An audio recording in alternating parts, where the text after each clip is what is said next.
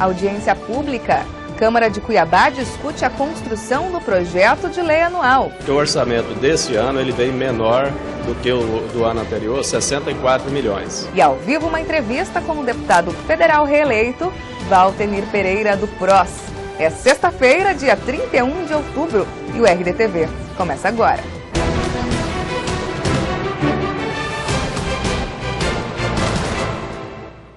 Olá, tudo bem? Gestores do regime próprio de previdência social promoveram um encontro sobre conhecimentos teóricos e práticos sobre esse assunto.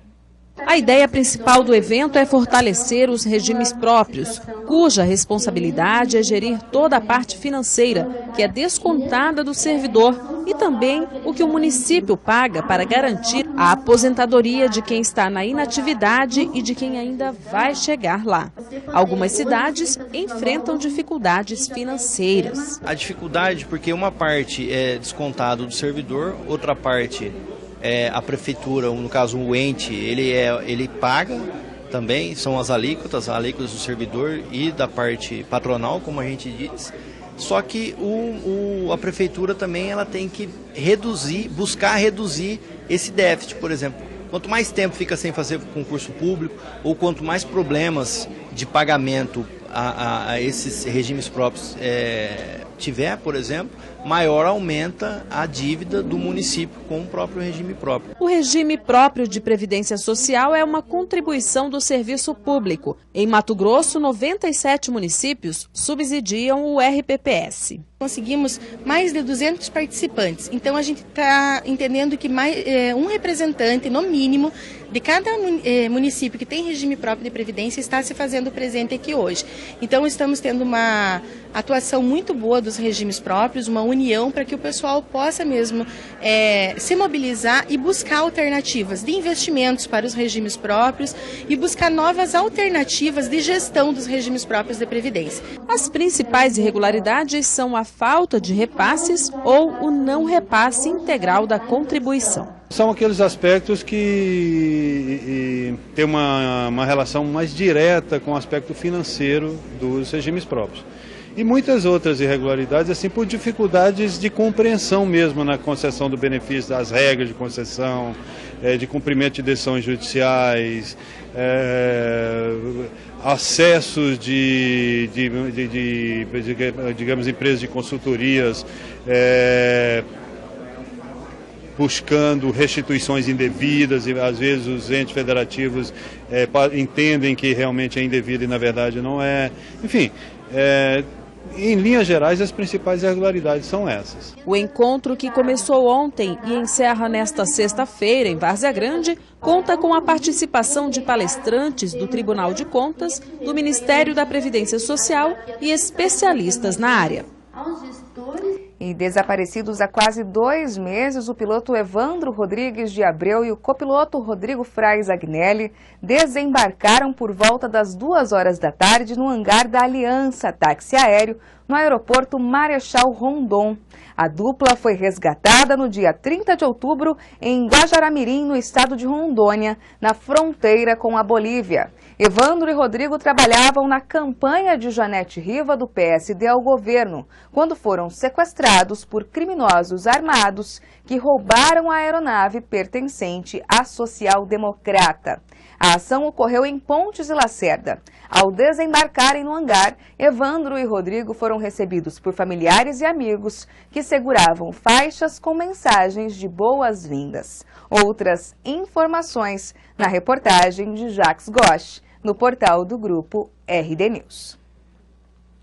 E vai ser realizada na Câmara de Cuiabá a última audiência pública para debater os recursos da Lei Orçamentária Anual. Quem traz mais informações sobre essa iniciativa é a repórter Julie Correia. Bom dia, Julie. Na última audiência pública para discutir a LOA, o presidente da comissão nos adianta quais serão as novidades para o próximo ano. Quais as pastas que conseguiram garantir mais recursos? Bom dia. Nós temos 2 situações interessantes. Porque o orçamento desse ano ele vem menor do que o do ano anterior, 64 milhões. Então, o que ocorre? A pasta de educação, ela teve um reajuste, inclusive até pela questão de reajuste do salário dos professores, teve um ganho. Mas já a pasta de saúde teve um valor, um orçamento a menos 25 milhões. Inclusive isso é preocupante porque a saúde não vai bem, né? A gente já acompanha aí os ocorridos e nós esperamos que isso possa melhorar no decorrer do exercício, né? Eu acredito que pode haver uma arrecadação maior do que a prevista, mas no primeiro momento nós temos que considerar o que está previsto. Outros que também sofreu uma queda grande foi na área de infraestrutura, né? Também reduziu, mas de certa forma tem uma situação boa que está garantida para a execução de obras no próximo ano. Agora, uma das reclamações mais afinco que apareceu é a questão do orçamento participativo, porque o pessoal reclama que o que foi previsto para esse ano não se realizou totalmente. E está previsto pelo menos 25 milhões para o próximo ano do orçamento participativo que estão distribuídos entre as 5 regiões. E aguardamos que isso seja cumprido de maneira a deixar o pessoal, né, que participaram, inclusive, desses debates mais satisfeito. São duas pastas importantes, né, da infraestrutura e da saúde. Isso tende a gerar uma polêmica aí. Isso já está sintetizado, não deve mudar?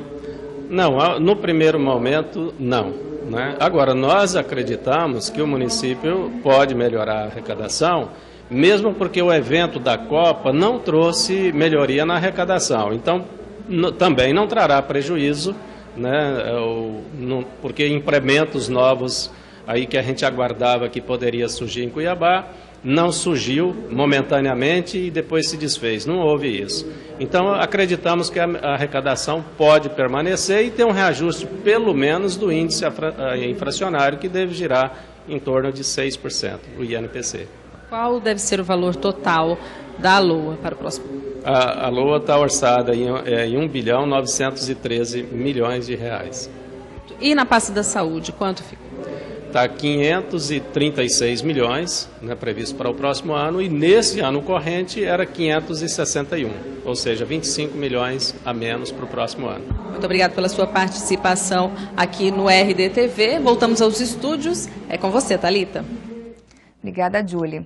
O Tribunal Regional Eleitoral de Mato Grosso determinou no dia 28 de outubro que serão penalizadas no valor de R$30 mil todas as coligações partidárias que não conseguirem provar à Justiça que cumpriram a retirada de lixo eleitoral das ruas da capital e de Várzea Grande. No dia 5 de outubro, durante o primeiro turno, as coligações já haviam sido notificadas de decisão judicial para retirar esse tipo de material dos locais de votação.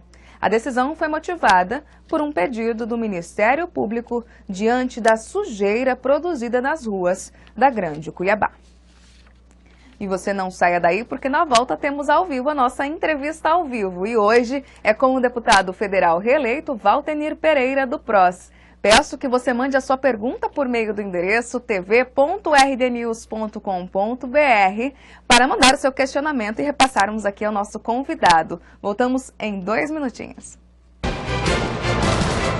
A Prefeitura de Cuiabá está trabalhando a todo vapor no projeto Novos Caminhos, o maior programa de asfalto da história da capital. É benefício para a nossa saúde, é qualidade de vida. Já são mais de 30 bairros recebendo asfalto de alta qualidade. A gente pode observar que agora eles estão caprichando, não é mais uma casquinha de ovo. Até 2016 serão 300 quilômetros de asfalto novo e 500 quilômetros de recapeamento. Prefeitura de Cuiabá, junto com o cidadão. Quer ver sua cidade melhorar? Mande uma mensagem para a Prefeitura. Instale em seu smartphone o Colab, um aplicativo gratuito que liga você aos gestores da cidade. Você pede melhorias, interage e recebe respostas dos órgãos públicos. Acesse www.colab.re. Suas ideias e o trabalho da Prefeitura vão se conectar. Prefeitura de Rondonópolis. Avançar é o nosso compromisso.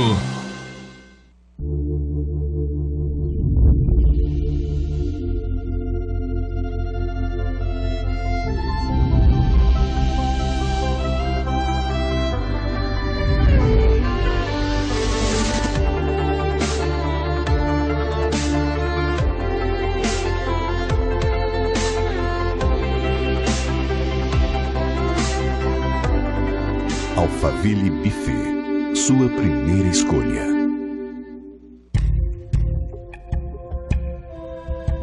Você sabe onde seu filho pode brincar. Ele não.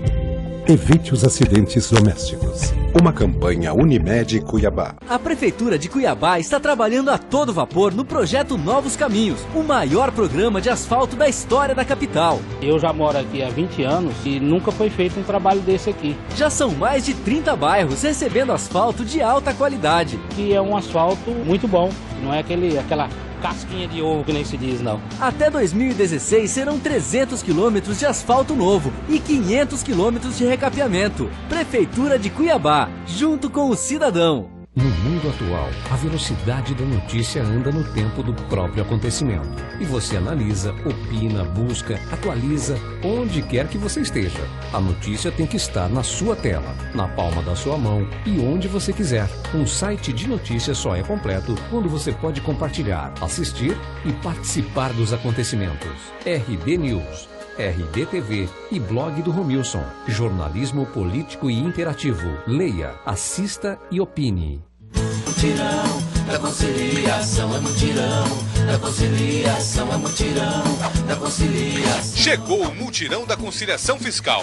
Uma grande oportunidade para você quitar seus débitos municipais. Aproveite os descontos nas multas e juros e ainda parcele em até 48 vezes.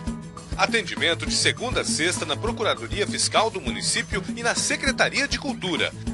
Prefeitura de Cuiabá e Tribunal de Justiça do Estado de Mato Grosso.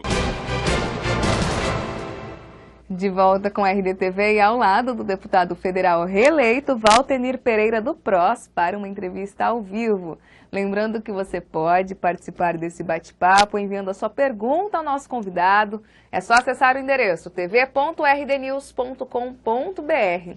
Eu fico aqui aguardando a sua participação. Enquanto isso, vamos ao nosso bate-papo. Bom dia, deputado, e obrigada pela presença mais uma vez na RDTV. Bom dia, Thalita. Bom dia a todos os telespectadores do RDTV. Deputado, o senhor conseguiu reconquistar, né, esse posto lá na Câmara Federal. Foi o 8º mais votado ou o 7º mais votado? Nos explica essa situação. Na verdade, nós entramos na 7ª vaga, né, da disputa. Nós tivemos 62.923 votos. O partido conquistou 109 mil votos, porque nós optamos por uma estratégia, lançar vários candidatos, fortalecendo nossas lideranças locais. E tivemos dois bons destaques. Nós tivemos o vereador Rogério Silva, de Tangará da Serra, que teve mais de 16 mil votos na sua região. E tivemos o Sandro Sagim, que teve mais de 15 mil votos também na sua região. Isso significa 3ª e 4ª suplência.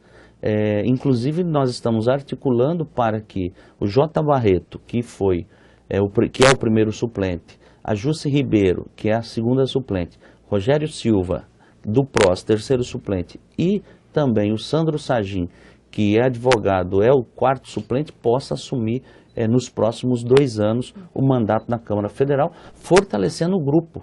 Esse grupo saiu fortalecido dessas eleições. Então, uma estratégia do partido, e nós conseguimos conquistar aí a 7ª vaga, mesmo tendo 62.923 votos. A ideia, então, é a adoção de um rodízio de cadeiras para o próximo mandato. Sim, é muito importante, porque assim, eles deram a sua contribuição, eles têm uma parcela da sociedade que confiaram a eles o voto de confiança, e é importante que eles vão ao parlamento, né, ter essa experiência, porque terão outros desafios pela frente.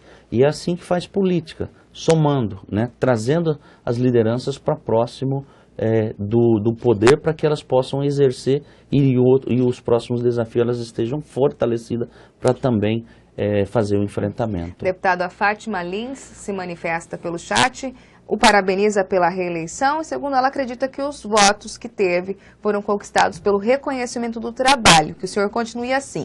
Falando em trabalho, então, aproveitando o gancho da Fátima Lins, quais devem ser as bandeiras que o senhor deve continuar defendendo na Câmara Federal? Olha, nesse segundo mandato e também no primeiro, nós focamos atender as demandas da população. nós construímos uma estratégia de visitar as bases, conhecer a realidade, diagnosticar problemas e necessidades e buscar a solução. E conseguimos levar recursos, investimento para todos os 141 municípios. Nós vamos continuar nessa mesma linha, mas nós vamos dar um foco especial para a área da saúde no estado de Mato Grosso. Para isso, nós já temos uma emenda este ano, uma emenda para a construção do novo Hospital Júlio Miller, que já está em construção, já tem 60 milhões empenhado, fruto da articulação da bancada de Mato Grosso junto à presidenta Dilma, mas ainda precisa de outros 60 milhões. E aí, através das nossas ações em Brasília, nós vamos fortalecer essa estratégia de construção do novo Hospital Júlio Miller e também atender as demandas nos municípios. Por exemplo, ontem eu estava em Brasília, essa semana, nós estamos conquistando R$1 milhão a mais para Campinápolis, onde nós vamos construir um hospital municipal, e lá nós temos a população indígena. Mais de 50% da população de Campinápolis é uma população indígena, né? E mais 550 mil para Brasnorte, para equipar o Hospital Municipal de Brasnorte. Então nós vamos continuar nessa linha de atuação, né? Principalmente focando a saúde. Mas tem 2 projetos importantes, 2 desafios. Nós precisamos implantar o inquérito judicial na área da segurança pública e precisamos também discutir a implantação de uma justiça socioeducativa, para que o preso seja cuidado pela justiça. Preso é da justiça e não do governo e não do poder executivo. Então também são 2 bandeiras que nós vamos estar trabalhando na Câmara dos Deputados no próximo mandato. Falando essa questão dos presos, o senhor acredita que não pode causar um entrave, uma rusga entre executivo e judiciário, já que a gente não está falando somente do cuidado, mas de orçamento? Não, mas aí você vai transferir esse orçamento também para o judiciário. Quem vai ser ordenador de despesa, vai definir a estratégia de investimento, vai ser a justiça socioeducativa. E o executivo abriria a mão desse recurso? Claro, tem que fazer isso. Ele está fazendo porcamente esse trabalho, né? E eu estou falando em âmbito nacional. Não estou falando só de Mato Grosso, em âmbito nacional. Então você faz uma PEC, um projeto de emenda à Constituição, né? E transfere todos os fundos penitenciários estaduais e federal, que tem o FUPEM, né? E com isso, essa justiça, a exemplo da justiça eleitoral, a justiça eleitoral tem autonomia financeira, ela que administra as eleições, ela que cuida das eleições. Nós queremos que essa justiça socioeducativa cuide dos presos, trabalhe, por exemplo, com psicólogo, com assistentes sociais, exatamente para que a gente não tenha esse nível exacerbado de reincidência. A pessoa entra, né, começa a pagar um crime, sai pior do que entrou. Tá certo. A Luzia pergunta por meio do chat que o suplente de senador Medeiros disse que em Rondonópolis que o trânsito que tem com o senhor pode garantir a construção de mais uma ponte sobre o Rio Vermelho. Isso realmente procede? Luzia pergunta. Sim, eu estou à disposição. O Medeiros é uma liderança nova que chega ao Senado da República e tenho aqui, né, nós ajudamos a eleger o senador Medeiros. Em 2010, ele na condição aí de suplente do senador Pedro Tax, né? E nós estamos à disposição para somar esforços para ajudar a população de Mato Grosso, em especial essa ponte sobre o Rio Vermelho. Ainda falando sobre política mesmo, relacionamentos, como que o senhor pretende estabelecer essa relação com os colegas parlamentares eleitos para a bancada federal? A gente teve uma renovação até natural, porque muitos deles não saíram, do atual mandato não saíram à reeleição, mas existem novos nomes, novas lideranças nas cadeiras da Câmara Federal. Como o senhor pretende estabelecer esse contato, até aqueles que são de situação agora pelo governo Tax? De absoluto diálogo, né, e ajudar na construção de estratégias, somarmos esforços para poder defender os interesses de Mato Grosso. Isso é muito importante. É uma bancada pequena, 8 parlamentares, né, enquanto você tem bancadas como de São Paulo com 70, bancada de Minas com mais de 50, do Rio de Janeiro com mais de 40, também do Paraná, do Rio Grande do Sul, são bancadas grandes, né, e nós temos 8 parlamentares. Então, a somatória de esforços, a unidade da bancada é fundamental para poder ter força para defender os interesses de Mato Grosso. Então, nós vamos trabalhar nesta linha, como sempre trabalhamos, de fortalecimento das ações da bancada. O senhor acha que vai ser melhor esse mandato com esses novos deputados ou vai manter esse clima pacífico que foi desse mandato. Digo isso porque quando o deputado federal reeleito também, Nilson Leitão, esteve aqui, ele falou que houve muito trabalho independente dos nossos deputados federais, da nossa bancada, que não houve uma harmonia, uma sinergia entre os deputados. Faltou isso nesse mandato? Eu tive condições de dialogar com todos, eu não tive nenhuma dificuldade com nenhum dos colegas, né, que começaram comigo, aqueles que vieram depois. Tivemos um diálogo tranquilo e, evidentemente, cada um tem sua estratégia, né, para poder buscar atender os interesses de Mato Grosso. Então, a unidade é fundamental e vamos continuar trabalhando nessa linha do diálogo. Relacionamento com o governador eleito Pedro Tax, eleito pela oposição ao atual governo, o senhor apoiava o candidato Lúdio Cabral. Como que o senhor pretende estabelecer esse diálogo? Olha, vou continuar trabalhando com foco em melhorar a vida das pessoas, em atender o interesse da população. Na medida que a gente tenha uma necessidade de travar um diálogo com o governador, com as secretarias, nós vamos buscar esse diálogo. Então, estou absolutamente tranquilo para trabalhar e tenho certeza que a gente vai conseguir fazer um bom trabalho. A presidenta Dilma foi reeleita, nós apoiamos a presidenta Dilma do começo ao fim, né, desde o primeiro turno.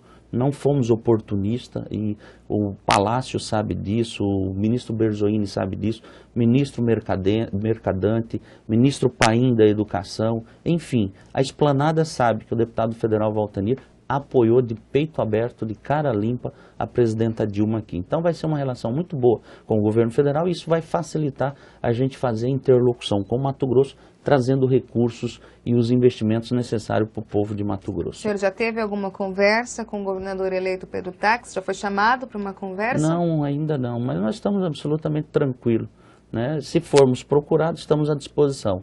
Também, se não formos procurados, vamos continuar trabalhando em Brasília para trazer os recursos para Mato Grosso. É possível trazer recursos para Mato Grosso sem esse diálogo com o governo do estado? Mas depende da necessidade, porque você tem os municípios, né? Através dos municípios a gente consegue também fazer os convênios diretamente com os municípios e esses recursos chegarem ao município. Isso é possível, né? E aquilo que for necessário através do governo do estado, a gente vai estar procurando as secretarias, os secretários e vai estar trabalhando em conjunto, né, nesse aspecto. Agora, né, promessas de campanha, nós temos que ficar atentos para que sejam cumpridas, para que não aconteça nenhum estelionato eleitoral. O senhor foi eleito também nesse mandato que se encerra agora também pela oposição ao governo Silval. Já está acostumado a trabalhar sem essa ligação direta com o executivo estadual?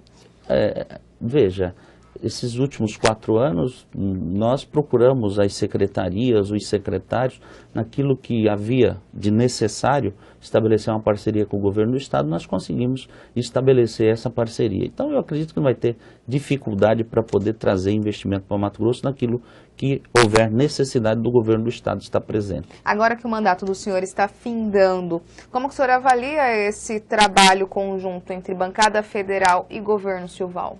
Foi muito bom. Olha os investimentos que chegaram aqui para a Copa do Mundo. As articulações, por exemplo, você tem quase 200 milhões investido na perimetral, né, de viaduto, de trincheira, fruto de articulação da bancada junto ao DENIT, né, através de melhoria de passagens urbanas em BRs. Então, o que acontece? Essa articulação, esse trabalho conjunto facilitou muito. E o governo Silval, é bom lembrar que ele tinha uma ligação direta com a presidenta Dilma, até porque ele apoiou em 2010 a presidenta Dilma. A presidenta Dilma veio no seu palanque aqui, né? Então essa relação facilitou muito e o Silval conseguiu trazer muitos recursos. O MT integrado, por exemplo, é uma das ações importantes que fruto desta boa relação com o governo federal. Recursos tiveram, então faltou mais, saiu o projeto do papel? Faltou um pouco de gestão, a gente sabe disso, tanto que as obras da Copa ainda nem todas ainda não foram entregues, né? Então tem muita coisa patinando, mas o importante é que o recurso está assegurado e as obras vão acontecer. O governo Tax pode ter dificuldade por não ter essa ligação direta com a presidente Dilma? Aí é difícil falar disso, mas eu acredito que a base de sustentação da presidenta Dilma vai ter um papel fundamental na articulação. Já está disposto a isso? Não, sim. E quando eu digo base de sustentação, são aqueles que desde a primeira hora abraçaram a candidatura da presidenta Dilma. Não ficaram fazendo um faz de conta que apoiava a Dilma e não apoiaram a presidenta Dilma. E ela sabe disso. O Mercadante sabe disso, o Berzoini sabe disso. O senhor diz respeito a lideranças mato-grossenses? Lideranças mato-grossenses que não se empenharam, que fizeram de conta que estavam apoiando a presidenta Dilma e não apoiaram a presidenta Dilma. Quem seriam essas lideranças? O Blairo, por exemplo, que não apareceu na campanha? Essa interlocução vai ser muito importante para esses que desde o começo ao fim trabalharam pelo apoio à presidenta Dilma. Repito a pergunta, essa interlocução não teria sido feita, por exemplo, pelo Blairo Maggi, considerado uma liderança? Eu não vou emitir nenhum juízo de valor. O que eu digo é o seguinte, o deputado federal Valtenir apoiou a presidenta Dilma do começo ao fim. E isso o Palácio do Planalto sabe e foi com toda essa força que nós trabalhamos aqui e isso vai surtir, vai trazer bons resultados para Mato Grosso, bons resultados para o nosso povo. Luzia pergunta por meio do chat, o deputado que a travessia urbana de Jaciara e Rondonópolis, diz que tiveram verbas nas travessias, mas nada foi feito. O que o senhor pode fazer como deputado para que o dinheiro seja devolvido para as obras, né, Luzia, creio eu? Luzia, essa é uma pergunta muito importante e você me lembra que nós trabalhamos em 2009 para destravar o licenciamento ambiental da duplicação da BR-163-364 de Rondonópolis, Cuiabá, ao Posto Gil. Como foram 2 lotes, o de Rosário Oeste ao Posto Gil, um lote menor de 40 km, nós conseguimos rapidamente destravar. Um lote maior de 400 km, que é de Rondonópolis, Cuiabá a Rosário Oeste, demorou um pouco mais, por isso que as obras estão acontecendo agora. Então a duplicação de Rosário ao Posto Gil, 40 km, está praticamente pronta. Hoje a gente já usa as 2 pistas. De Rondonópolis a Cuiabá a Posto Gil, ela está acontecendo, fruto de uma articulação nossa. E essa questão, por exemplo, da passagem urbana, das travessias urbanas de Jaciara e também de Rondonópolis, né, o DENIT tem cuidado disso, analisado bem a prestação de conta e eventual desmando, aí eu tenho certeza, Tribunal de Contas da União e o próprio DENIT, a superintendência aqui, né, e também a diretoria geral, né, tem tomado as providências necessárias. Falar um pouquinho sobre relacionamento e bastidores, deputado, para encerrar nosso bate-papo. O senhor foi um dos padrinhos, digamos assim, do candidato Lúdio Cabral ao governo, levou para vários municípios, como a gente sabe, apresentando ele para várias lideranças. Qual a avaliação que o senhor faz dessa campanha? Acredita que o PROS saiu fortalecido diante do abraço a essa campanha, essa candidatura do Lúdio? Olha, o Lúdio sai fortalecido desse processo eleitoral. Fizemos uma campanha franciscana, fizemos uma campanha com muita dificuldade financeira, né? Nas prévias de prestação de conta da majoritária, nós já percebemos que o candidato Pedro Táxi, em setembro, já tinha arrecadação de mais de 12 milhões de reais. E nossa arrecadação não passava de 1 milhão. E ter 32% dos votos, né? Até na última semana, a eleição, ela era uma eleição de segundo turno, se não tivessem turbinado na última semana, né, o outro candidato, teria segundo turno em Cuiabá. Turbinado então, como? Não, turbinado. Houve toda uma estratégia de fortalecimento das candidaturas proporcionais, de investimento nessas candidaturas que impulsionaram a candidatura majoritária. Né? Então, o que aconteceu? O Lúdio teve uma votação expressiva. Então, é uma grande liderança que surge no cenário estadual. E nós vamos estar trabalhando para fortalecer essa liderança, porque virão novos desafios pela frente. Com relação ao PROS, nós vamos continuar fortalecendo o PROS, organizando ele no estado de Mato Grosso, levando investimento lá para o município, para fortalecer a nossa liderança no município, o nosso vereador, o nosso prefeito, o nosso vice-prefeito, e também atrair novas lideranças para fortalecer os nossos quadros, para a gente fazer bonito nas eleições de 2016, ter aí vários prefeitos, nós temos 14 hoje, somos a terceira maior força partidária em número de prefeitos, chegar no mínimo 25, né, sairmos de 11 vice-prefeitos para no mínimo 25 vice-prefeitos, e sair de 168 vereadores para 250 vereadores. Já estão pensando nas eleições de 2016? Nós já, antes mesmo da eleição de 2014, nós já temos esse planejamento estratégico. O senhor deve pleitear algum cargo em 2016? A Prefeitura de Cuiabá? Vai depender da base do partido, da organização. O foco agora é fortalecer, pensar em candidatura em 2016, março de 2016. Agora é hora de fortalecer as nossas lideranças. Esse resultado, para encerrar nosso bate-papo, deu um fôlego para o senhor, enquanto liderança do PROS, depois de todos aqueles problemas que tivemos com a saída do senhor do PSB e as rusgas que a gente sabe que ocorreram com o prefeito Mauro Mendes e com o Luciane Bezerra, principalmente? Olha, no PROS nós temos uma tranquilidade. Dá para você tocar um partido com muito diálogo, né, com construção de estratégia em conjunto com todos que vieram para o partido. Então, nós temos um ambiente muito tranquilo para construir o futuro de Mato Grosso. O senhor consegue, então, ter esse fôlego? Não, estamos absolutamente tranquilos no novo partido. E agora é um processo de construção, não só no âmbito estadual, como nacional. Nós temos o Ciro Gomes, o Cid Gomes, que saíram fortalecidos nessa relação com a presidenta Dilma. Devemos ter um ministério de ponta em Brasília por conta da força do partido, mas em especial, né, a liderança dos Gomes, dos irmãos Gomes, Ciro Gomes e Cid Gomes. Cid encerra agora o seu segundo mandato de governador do Ceará, muito bem pontuado, muito bem avaliado. Já sabe qual ministério que o PROS deve pegar? Deve ser um ministério de ponta mesmo. Hoje nós temos a integração nacional. Né? E quem deve... Dá para arriscar? Qual seria? Olha, a cotação falam-se de saúde nos bastidores, né? Fala-se de educação, fala-se na permanência da integração nacional. O que nós sabemos é que será um ministério de ponta e que vai poder contribuir muito com o governo da presidenta Dilma e, mais do que isso, com o povo brasileiro, em especial com o povo de Mato Grosso, porque nós vamos estar muito atentos nessas questões, né? E assim, o Ciro Gomes é uma alternativa para 2018, né? Da base aliada, inclusive. Tá certo, deputado, a gente agradece mais uma vez sua presença aqui na RDTV. Eu que agradeço, Thalita, a oportunidade de poder falar com os telespectadores do RDTV.